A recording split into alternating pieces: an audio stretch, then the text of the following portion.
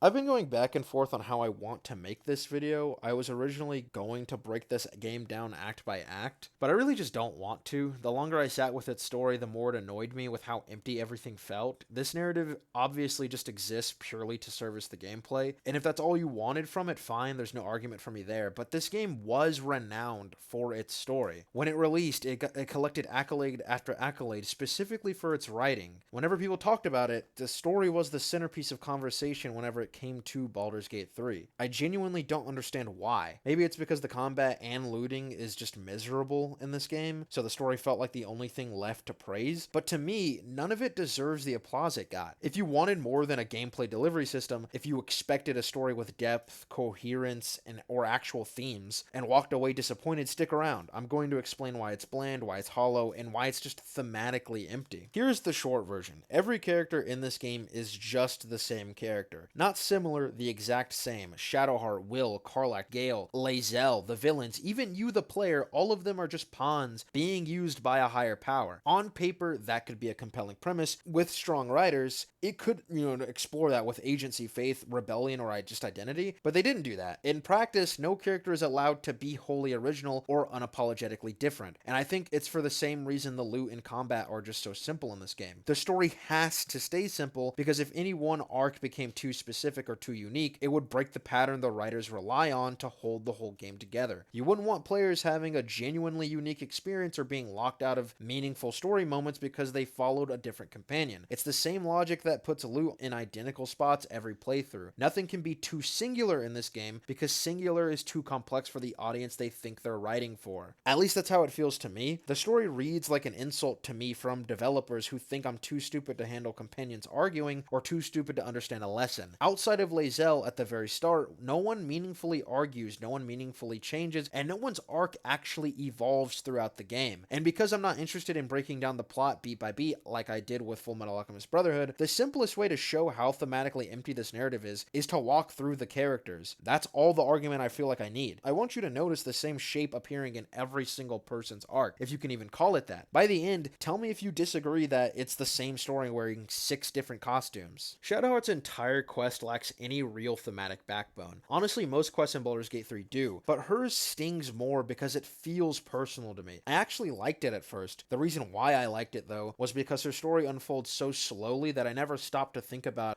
what it was trying to say until the end. And once you do, you realize there's no theme at all. If you think her arc is forging her own path, you're just wrong. Nothing in the text supports that. Like when we first meet Shadowheart, she doesn't know who she is and she devotes her entire life to Shar. By the end of her storyline, she still doesn't know who she is and only now devotes herself to Selûne or to you, the player. Functionally, she's the same person, just smiling a little bit more, which makes no sense considering that she learns her entire life was a lie, kills her own parents, gets caught in a feud between two gods, showing how little she actually is as like a person, and is abandoned by one of them who should have been pulling her to the light side the entire game but wasn't. Selûne never intervenes, never warns her, never helps, even though Shar's entire goal is to corrupt someone central to Selûne's supposed grand design. So why does Selûne let it happen? Is this like a Book of Job situation? A cosmic bet that ruins an innocent life? Except here devotion isn't rewarded at all. Shadowheart's story ends where it began, confused, manipulated, and thematically empty. Shadowheart was raised to worship Selûne, then stolen and brainwashed by Shar, Selûne's sister, purely out of spite to prove that even Selûne's favored could be corrupted. It's a strong setup, don't get me wrong, and it's initially what hooked me, but the game never really explains why Shadowheart is so important when presumably thousands of Shar's followers were probably good people to start with. That mystery kept me invested for a while. Even after finishing the game and feeling disappointed by the main story, I still thought, Shadowheart's arc was a highlight for me at least, until I realized everyone has the same backstory in this game. Every companion is some variation of a god ruined my life. Once that becomes the default condition, it stops being a character detail and starts feeling like a design template, something that forces you, the player, to look at the mechanisms at which this game functions rather than being enthralled by the story unfolding around you. You stop seeing them as people in a world and start seeing them as narrative devices. In good RPGs, companions argue because their beliefs clash, giving the writer space to explore ideas. A warrior from a patriarchal culture might resent a female mage joining the party, sparking dialogue about tradition versus progress as you progress through the game, not just in camp or outside of gameplay, but actively within dialogue. That is just never a mechanic leveraged in this game, a game that wants to be an RPG. Both sides reveal their worldview, and the player decides what matters. That's how you build commentary through character. Baldur's Gate 3 doesn't do that. Its supposed theme is breaking your bonds to forge your own path feels like something scraped from a marketing blurb. There's no emotional through line because no one actually changes in this game. The Githyanki warrior and Astarion are still awful people by the end. They've just switched allegiances, and Astarion doesn't even switch his allegiance. When we met him, he was still a dickhead who resented the person that turned him, who was his higher power and that he was a slave to. That isn't growth, it's a costume change. And if no one evolves, the theme means nothing. But anyway, back to Shadowheart's story. Shar wipes her memory, turns her into a weapon, makes her slaughter her own people, and eventually forces her to kill her own parents. Parents Shar kept alive for 20 years as some twisted loyalty test. And none of it matters because Shadowheart abandons Shar the moment a paladin she just met starts flirting with her. There's no real beckoning, no divine retaliation whenever Shadowheart eventually betrays Shar. There's nothing. Why wouldn't a spiteful god try to destroy the follower she failed to corrupt? Shar's entire motivation was to prove Selûne's chosen could be twisted and that Selûne just isn't innately better than her. And Shadowheart's rejection should be a catastrophic failure for Shar, yet Shar doesn't react at all. Is she stupid? Did she not piece that together? The only thing Shar does do is make Shadowheart kill her parents. People Shadowheart doesn't even know. The game expects you to care because you wouldn't want to kill your own parents, presumably, of course. So a Shadowheart shouldn't either. And she largely doesn't. She's largely upset because a life was taken away from her and she was manipulated and lied to her whole life rather than what her parents mean to her, but they actively mean nothing to her because she doesn't know these people. Functionally, these people could be switched out with strangers and it would still have the same narrative weight, which is nothing. Shadowheart is a character, not a blank avatar. From her perspective, these are strangers. She's far more upset about being lied to, manipulated, and robbed of a childhood than she is about killing two people she has no emotional connection to, and I think that's just lazy writing. They could have been long lost friends and nothing about the scene would change. It is vapid and hollow. And if the point is that Shar doesn't actually care, that she's so beyond and above moral concerns, then why does she manifest at the end and actually multiple times throughout her quest to manipulate Shadowheart? Why force her to kill her parents out of spite if none of this matters? Clearly it does matter because Selûne supposedly had plans for Shadowheart, yet Selûne does nothing. Her follower is forced to kill her own parents and almost killed her fucking daughter, and Selûne doesn't comfort her, doesn't intervene, doesn't even acknowledge it. Dame Aelin, Selûne's daughter, doesn't react either whenever she's in the camp, to Shadowheart specifically, because there is no character interaction in this game ever. Despite the fact that Shadowheart could have killed Dame Aelin 20 hours earlier, and again, Selûne did not step in at all. And sure, maybe Selûne couldn't intervene because they were in Shar's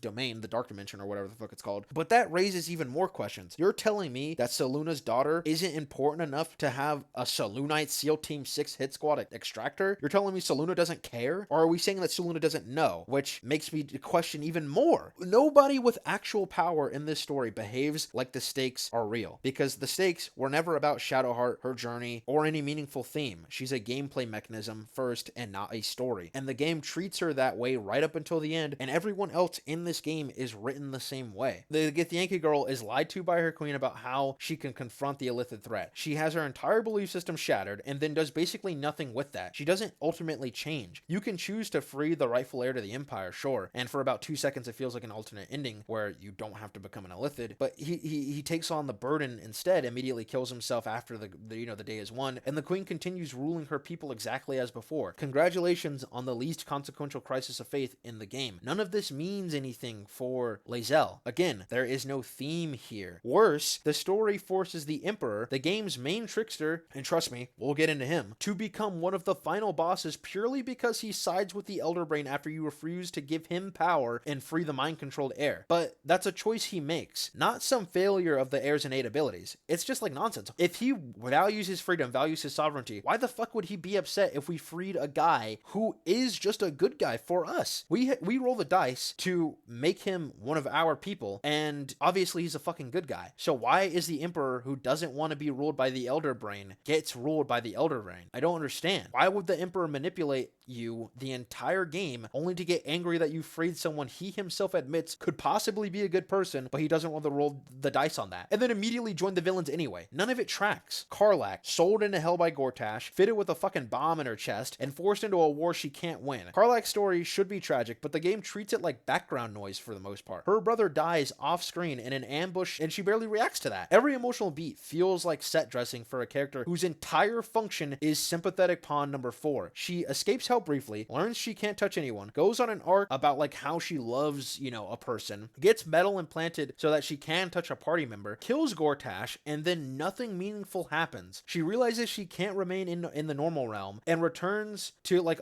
the war that she was fighting demons just forever in. Exactly what was like she was already doomed to do. Her entire journey loops back to the starting point without changing anything. And the worst part is what her ending does do is like she condemns someone else, my character, or potentially the mage that I was with, or Wyll, to fight and more likely than not die in an unwinnable war. The war is infinite. There is no victory to be had. So Karlach's choice isn't like a heroic sacrifice. It isn't anything meaningful. It's a narrative trap that drags another character into eternal suffering for no thematic payoff. Sure, she, values like her companions and all this other stuff and finds somebody to love. If you romance her, I don't think Wyll fucking loves her or anything. I don't think they, develop any emotional connection off screen. So her arc literally means nothing because it resolves nothing. It changes nothing. And I don't think her being slightly happier and slightly more accepting of, her status quo to be anything meaningful, because I'm sure that she would eventually get in the same position that she started the game in whenever she realizes the war is not winnable. Who gives a fuck if your fucking party member, if you have a party member in an infinite war? That's gonna suck balls. It doesn't mean anything if, at least I got to,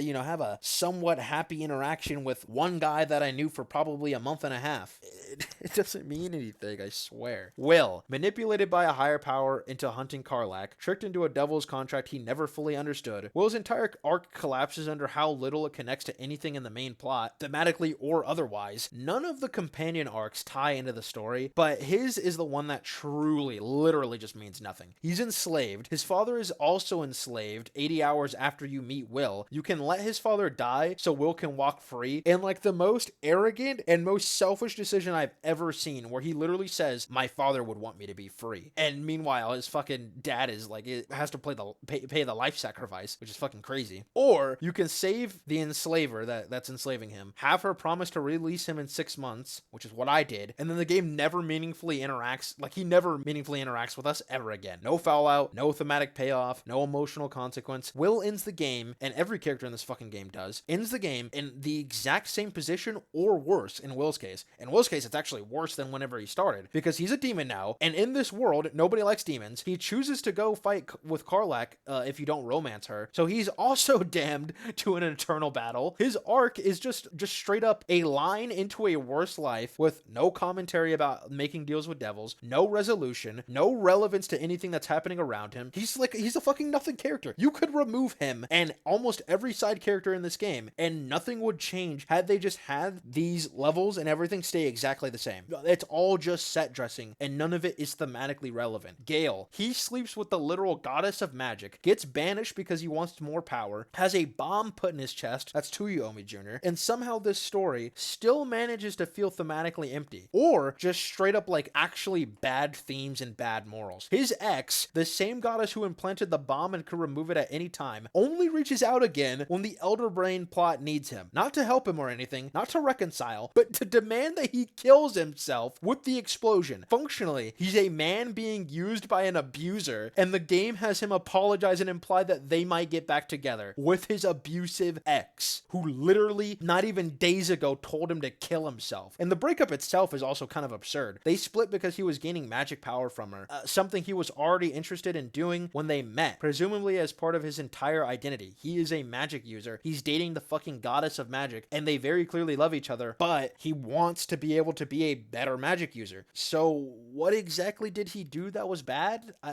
I don't even know. I don't even know how you date the magic goddess, but apparently the game thinks that this is like a normal relationship conflict. It made me even more mad that his abuser basically told him to kill himself than anything else in this game, actually, because it's like, what? Why would I care if they got back together? She tried to kill him. Functionally, she tried to kill him. This storyline might be the most egregious aspect of the characters to me, and it's funny that he's the only one who's mildly different as far as like what he does in the game, because it flies in any face case of an uplifting theme. I want to talk about the villains because, like I said, every character in this game is the same. None of this holds together if you actually just try to track the motivation of any of the antagonists. One of the antagonists is guilt-tripped into serving a death god because that god resurrected his daughter, even though the game repeatedly tells the player that resurrection deals never work out. Gortash is enslaving the Elder Brain. Before that, he was enslaved by one dark entity, escapes, and then gets enslaved by another one off screen with zero explanation. By the end, Withers admits that everyone was a pawn for something bigger. So is there any real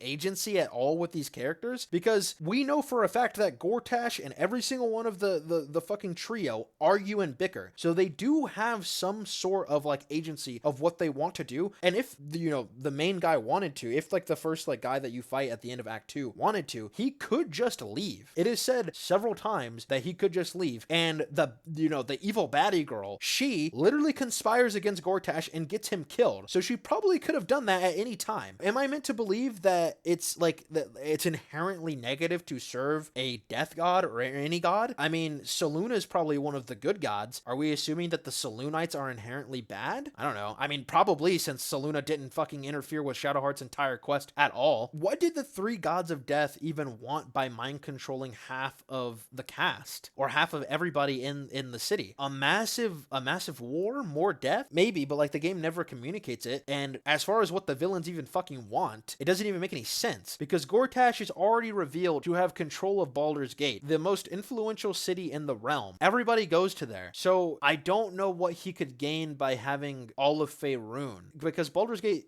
is the capital, right? So functionally, shouldn't he already have control over every place in Faerûn? I don't know, dude. It's never explained. I don't even know why I'm asking any of these fucking questions. It's never explained. None of it means anything thematically. The story never decides anything about what the villains' motivations are, why they are even interesting in the first place, what any of this actually means thematically, and it never really has to, because nobody is ever accountable for anything that they really did in this game. Everybody dies.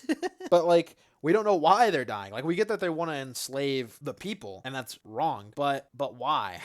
Then the final villain reveals that she manufactured the entire party's success and the Three Stooges, except that falls apart the second you think about it. She couldn't have predicted that a random nobody with a Mind Flayer parasite would be strong enough to kill god-tier apostles, then take the stones that they were using to try to stop her, and then fail in the end, but eventually come back with the stones to kill her. That plan is so convoluted. It doesn't even make any fucking sense.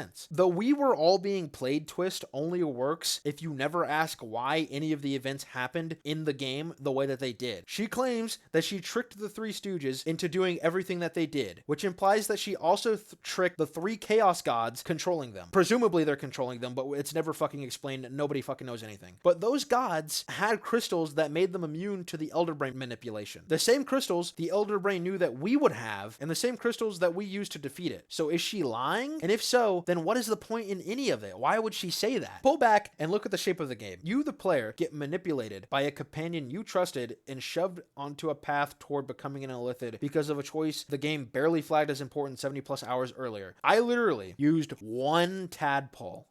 One. And that locked me into a quest, not even a quest, into an endpoint 75 hours into the game later. In a story that actually earned its stakes, that twist could land. Don't get me wrong, that twist could land. Here, though, it's just another instance of the same pattern. Game doesn't give you any agency. There's no freedom to be found in this game. Everyone gets betrayed by someone with more power every single time, and none of those betrayals change who they are going forward. Because even though you become an illithid, there is no cost, at all, other than cosmetic, and who gives a fuck. No arc has any overarching theme because none of the characters actually evolve. Just for the sake of freedom discussion to just prove my point about quests. Compare a quest that's found in Dragon's Dogma 2, where a husband is sent on a suicide mission so a noble can steal his wife. And if he dies, you can continue the quest line. However, you can go back to the town, revive him. His wife becomes a grieving widow on the streets, just yelling and screaming about how sad she is. You can carry her across town to the morgue where where you revived him and get unique dialogue written specifically for that possibility, even if you failed the quest. But even if you didn't get the reward, you still get unique story options, something that you, the player, deliberately had to choose and figure out it was a possibility. No one would have even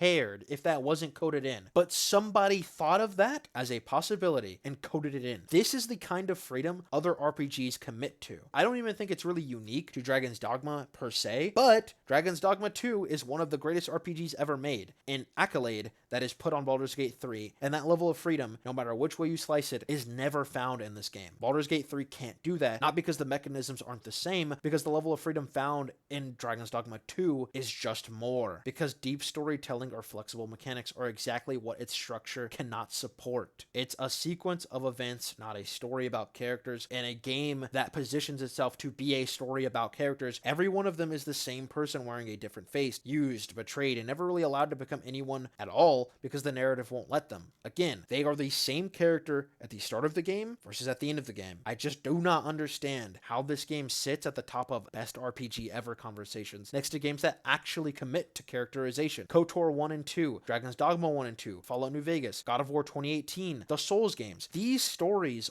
are dense and sometimes convoluted, but when you sit down and piece them together, they actually mean something. They're coherent and centered on people who are actually different from each other. Baldur's Gate 3 is just not that.